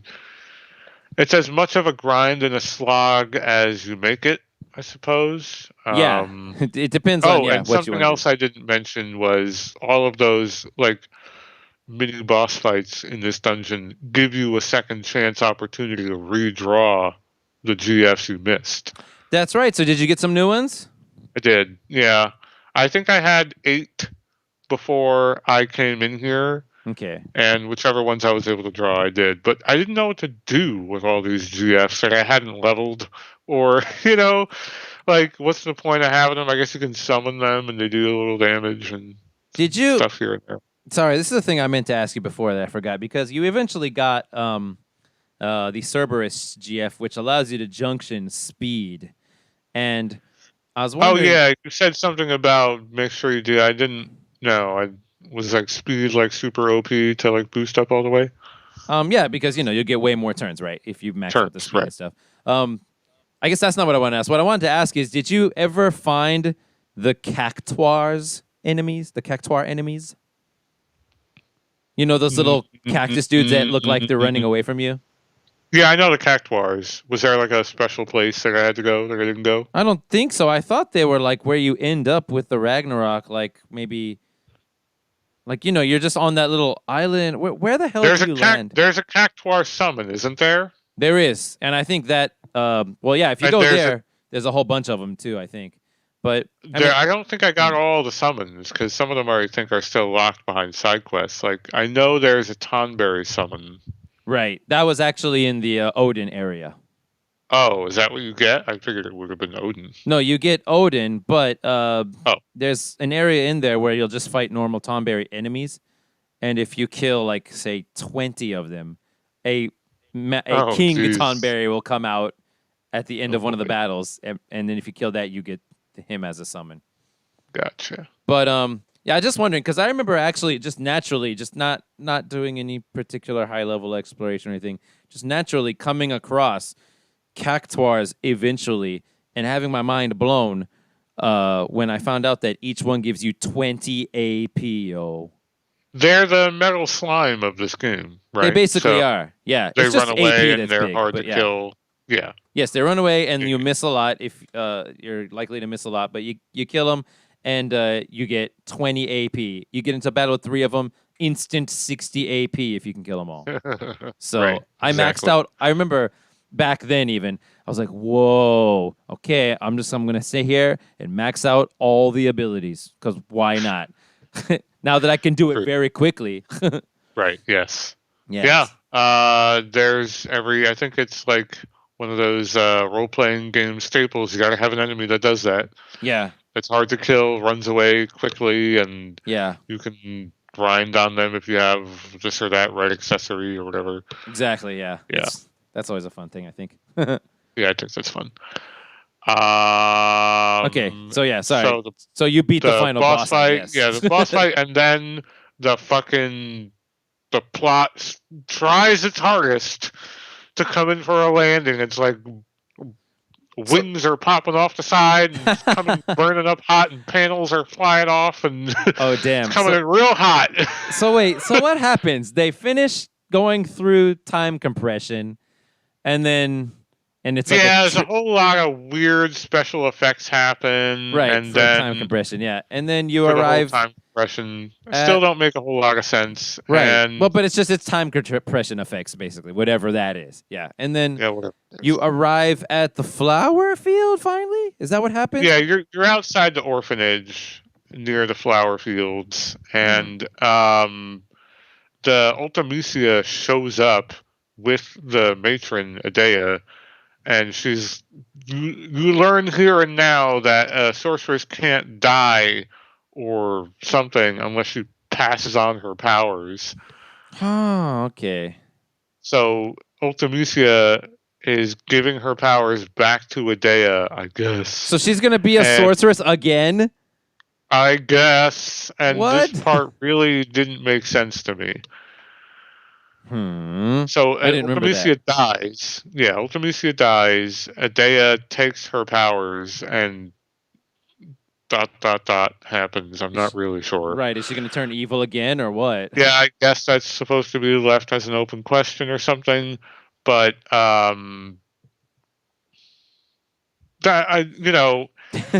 So you didn't get enough resolutions, is what you're saying? No, I mean it all kind of comes to an end at the final credit scenes, where there's that home video that I guess Selfie is taking, which is actually really well done. Kind of like that entire sequence. It's a FMV sequence. Yeah, it must have taken it's a very long time. charming. Yeah, it's cute. Very, I like it a lot. Very cute and very sort of sentimental, and you just kind of wish it was the ending of a different game that had a plot you could follow or care about more. I see what you're saying. Yeah, I mean the best it part was of really that. Compelling. Yeah. The best part of the video is you get to see freaking Zell eating hot dogs. Yeah, Zell's eating hot dogs and he's like choking, and it's all very kind of funny and endearing, and you get to realize, I guess I have spent a lot of time with these characters, and they're all kind of charming and quirky in their own weird way, and you do get the impression more in this game than I guess any other Final Fantasy that these are all kids, and it's like prom basically is what they're at right now. Yeah, that's what it seems like. Yeah, something like that. Yeah, and they're all kind of hanging out and having fun, and they're goofy and whatever. And I think it's kind of fun. It feels like the end of a school year type of thing. Mm-hmm. And that scene is kind of directed and shot pretty well. And again, I just kind of wish it was the conclusion of a story where these kids actually went through something I could relate to, maybe. Yeah, could follow. Yeah. Like, so, I don't know that it would have been such a big ask to do that. I mean, have a big bad guy, and then they go and they kill him. Like, it didn't have to be this weird, convoluted time travel thing, right? Yeah. So, I guess I guess what you're looking for then that is not there is you needed more explanation of the whole Ultimucia time travel plot, maybe. and I guess. and how Alone, or what Alone was trying to do with these people, and I mean, yeah, there's a lot of question marks, huh? Yeah. I think if I sat down with the script to this game, I could probably rework it into something that I think would feel like more of a digestible journey with like the majority of the cast involved, Laguna and Adea and whatever, just minus a lot of the weird time travel and the flashbacks and some of the other weird. Adele, I think, could go away entirely. It's a completely unnecessary character, and a lot of what happens in Esther, I feel like, is sort of Unimportant. unimportant in a way that where it could have been important, but it wasn't. And I think the sorceress calling down monsters from the moon, because that's where monsters come from, is awesome. That's cool. I think that idea is cool. I think there are a lot of really cool ideas in this game that just kind of they have to share space with all these other worse ideas, and so they make them more forgettable. The whole concept of Lunatic Pandora doing this gets kind of pushed aside because this even crazier time travel plot is involved with all these different sorceresses and whatever. And then Adea being not only effectively your mother, but also the antagonist is a big deal in the plot. And for a game that has to do with like character development and growing up and becoming an adult, you might imagine a plot point like that would factor in more importantly to the story than it does, and it doesn't. You know, what would that do to you? The person who basically raised you is someone that you're now assigned to murder. Right. And then it just kind of goes away and she's okay again, but not really, but maybe. Like that kind of element should factor more into the development of the characters, and they should be calling back to it. And this matron person should be more of a concern, I think, in their lives than because she's at risk of becoming this evil sorceress again, right? Almost in a moment. And you know, because there's all this other stuff that has to get addressed with Alone and Laguna and the other sorceress and the other sorceress, it all kind of gets put further and further in the back seat. And it's like they don't give you time enough to let these elements breathe when on top of all of these things happening with all of this plot development, they also try to make it a more personal story with Squall. And I'm like, you could have done that. You really could have done that. They could have, yeah. I see what you're saying. That's a cool assessment, I think. I didn't have any of that assessment back in the day. Like I said, back in the day, I was just happy that I get to, play as the schoolboy running around the garden and going on missions, right. And I get to meet the cute girl, and that was good enough for me. And fighting the sorceress and all that stuff, and then as time went on, when I played it a little bit later, I was like, dude, now that I found out about the cards, I'm just gonna play cards in the garden and be a schoolboy, and I never really thought too much about all the time travel mechanics and stuff. Putting me in this context of this show, I'm definitely whipping out like a pretty strong magnifying glass on the plot for this game. I probably wouldn't have done that either had I played it back then, or even just whenever, because I think some upcoming games that I have played that you'll play, I'm already thinking of things I hadn't thought about.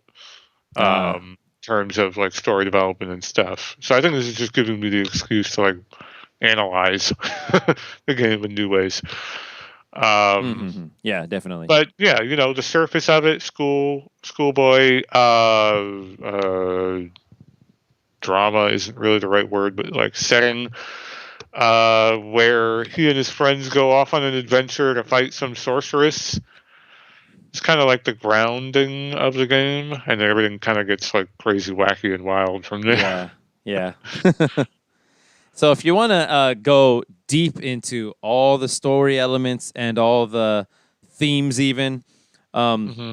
and for the audience as well, the podcast to listen to is Resonant Arc.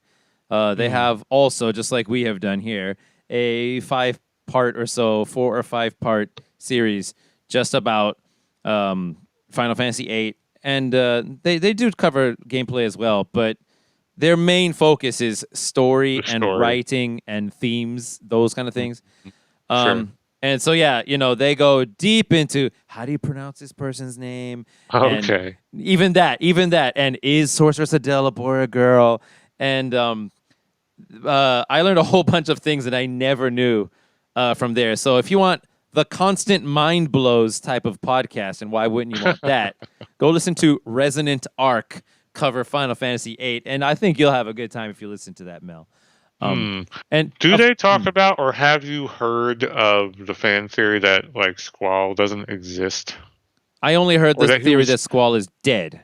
dead? Right. Right. Yeah, he dies supposedly in when he gets hit with the ice by With the ice, Sorceress yeah, we Adea. talked about this last episode. Yeah, so and then everything beyond that, he's It's not just his actually dying alive dream or anymore. something. Yeah. Yeah, something like that. Yeah. I've heard that fan theory, but I mean, everybody knows that one. It actually isn't a true theory. It's just a fun theory. Right, it's a fun fan theory. I had actually heard of that before playing this game, and it was lingering in the back of my mind. I'm like, was this really? And I couldn't really grasp onto it. Like, if there are signs of it or whatever, not ones that I saw. I don't know. People were just saying because everything's too ridiculous and crazy starting from disc 2 that it just doesn't make enough sense. So it must be he's dead. But yeah, anyway, I believe the creator even came out and said that's totally not. He's not dead. Okay, he's alive. Yeah, he didn't die, you guys. Okay, shut up. So yeah. Anyway, that would be fun, I think, for you as well, Mel, if you're interested. Got a couple of questions then. Sure. Okay, one that's not related to Final Fantasy VIII, but you gave me this idea when you were explaining how to travel forward in time by going 99% the speed of light. What happens if you actually make it to the speed of light? Well, you can't. But what? Okay. You physically can't. Well, you can't You mean your body can't? Well, I mean, we already physically can't get to 99% either. So you could at least theoretically get to 99% the speed of light, but you cannot even theoretically get to 100% the speed of light. It's like what is the thing that's guaranteed stopping not you? to be possible. Just because you're heavier than light? Is that the reason? Is that what it is? It's something to do with the fact that photons don't travel through the fabric of space the same way that physical matter does, because photons are not physical. It's only a thing that photon or light waves can do. Okay, I see. All right. And then with that out of the way, I guess, just two things. So you talked a lot about how awesome the graphics look throughout the game and all those, especially all those CG scenes. And my favorite thing was all the backgrounds and the machine type looking areas but not much talk about music from you. I mean, we talked about the battle theme and the fanfare, but one area I expected you to say, dude, the music stepped on it, yo, was that freaking the final area and all those boss battles at the end. Like, nothing stood out? Yeah. I guess, I don't know. I know you only heard each one once, but yeah. Like, I guess it just didn't leave an impression. I'm not sure why. The game's soundtrack overall is not leaving an impression with you? Didn't really get me jazzed in any big way. I mean, the opening cutscene, sure, because it's iconic and I knew about it. Yeah. But there's that guitar riff, that sort of like mellow romance thing they lean back on every once in a while. Oh, you mean like when you're in a town or dialogue. something? Yeah, there's this.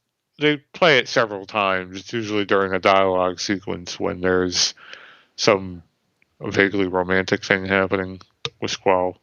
Oh, you know the one. It's got like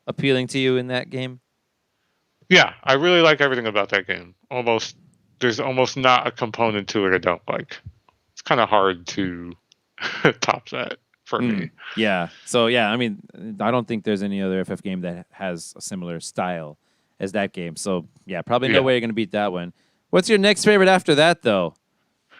I 4, 6, 7, guess 8, and 10.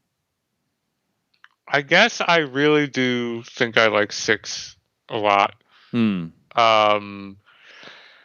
So I guess going from what I have from top to bottom, it would be 12, 6, 4, You prefer 4 to 7 and 8, huh? and then yeah, so 12 at the top, Yeah, 6, 6. And then 4 is the 4. next best one? Really? Hmm. Yeah, maybe because the rest I'm not in love with. I like 4. 4's not bad. 4 was the one. Um, Well, wait a minute, dude. 4 was the one with all the constant forced party members upon you, dude. no, I know, I get it, and I hate that, but Okay. Right. there are Okay. parts of it I liked. Okay. Yeah. Yeah, I thought it was a Uh, solid game overall too. yeah, and then so I don't know, maybe if not 4, then That's trying fine. to think So of where if like 13 and 7 and 8 even fit yeah, in this list. I'd probably put and 10. 13 at the bottom, Okay. So we still got and 7, 8, then and 10 remaining. oh yeah, Do you like 10 more than I don't, 4 or less than 4? you know what? Only because I have more of a memory of 10, I'd probably put it at like 12, 12, 6, 6, 10, 10. then 4, So then it's between then 7 and 8, huh? Hmm. then 7 and 8 are like somewhere neck and neck. It just depends on what I'm grading it on, because where 7 gameplay is good, Hmm. 8's gameplay is bad, and where 8's story is good, 7's story Story is is bad. bad. So they almost like complement each other in a weird way. It depends on Mm-hmm. what I'm more interested in at the moment. I guess overall, it's kind of hard to deny that 7 is a better success and a better package, like from a top-down view, than 8 is. I think Well, what do you think 8. would have happened Mhm. if, when PlayStation 1 came out, they made this game as FF7 instead of the Cloud story? Do you think this game could have done it, like, and it got the same marketing push and everything? Do you think it would have been I think it would have been as big of a deal? Or is the story, I mean, you said the story in 7 is not good, but a lot of people freaking love Cloud and Sephiroth and the death I think scene. the story would have not made a difference. I think it's the combat. I really think it's the nuts and bolts of 8 that people rejected more than the Okay. story. I think they say the story is like unforgivable, when 7's story has more than its fair share of flaws and just like fucking whatever the hell garbage going on with it. I think people endear themselves to it because The game it is good. was the game was good, and 7 also caught up in itself a lot of people who didn't play role playing games, because the marketing of 7 was, this isn't a role playing game, it's an action game. You're out here kicking ass as Oh, this guy, Cloud.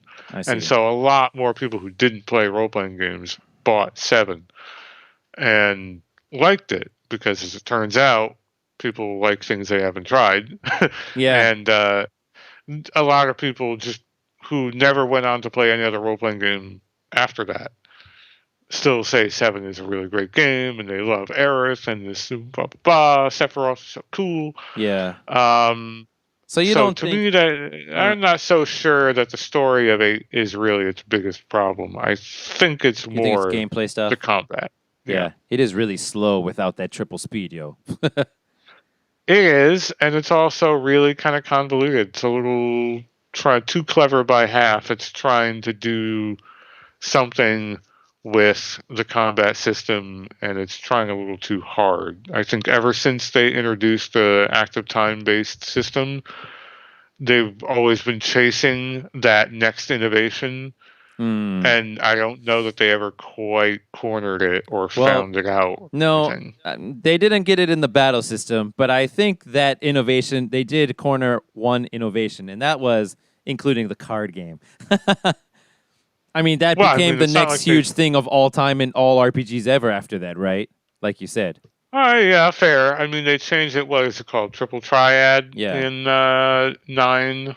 They changed it to Tetramaster, but I mean... Tetramaster, I'm sorry. They call it... Yeah, I always get the two mixed up. Right, yeah. I mean, so that's kind of the big... I suppose that's the big innovation that made a big impact that FF8 brought, maybe. I mean, they never did it in the other ones, though. After 9, it's not like there was a big-ass card game in 12. That's true. There were no minigames in 12. It was or 10. No, there was... If you're being very kind and charitable, you could say that the Blitzball is the main minigame in 10.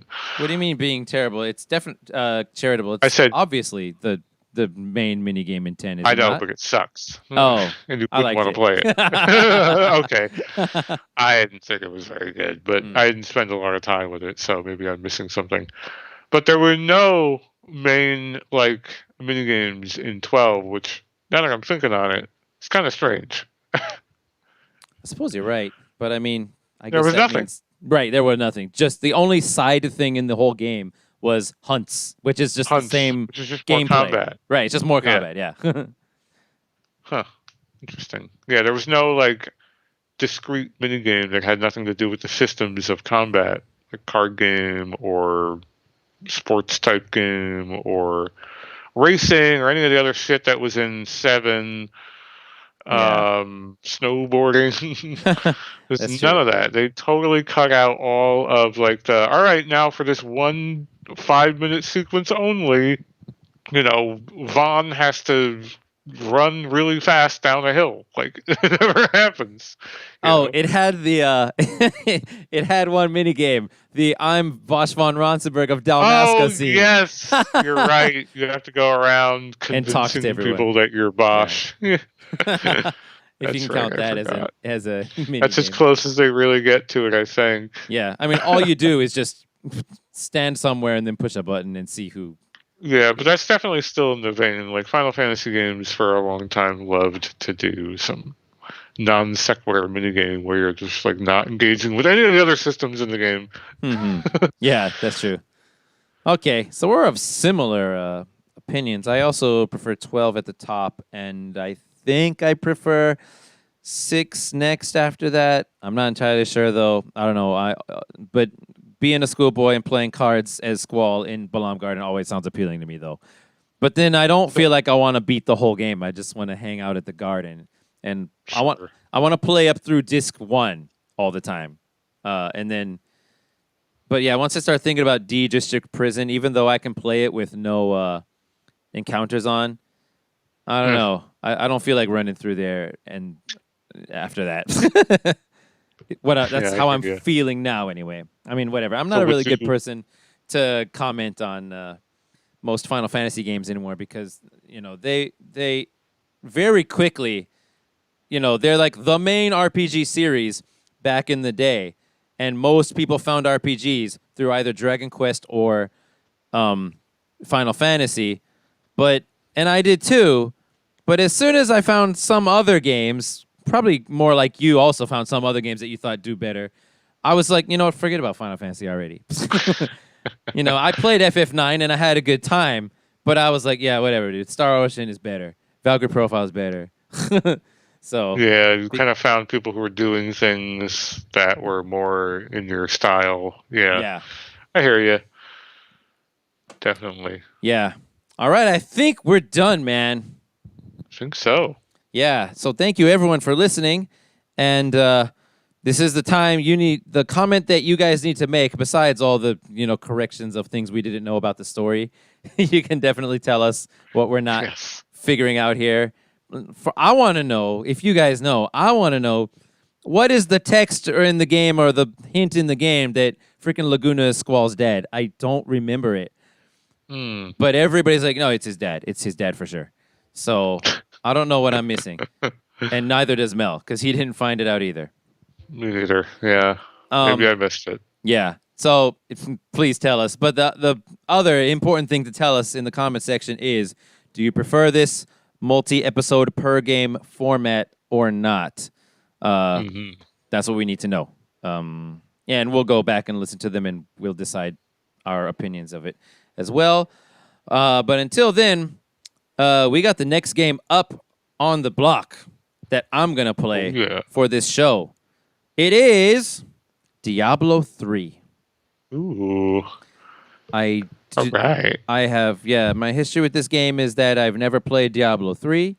I heard about its release, though, and I received it as a present because a friend of mine works at Blizzard.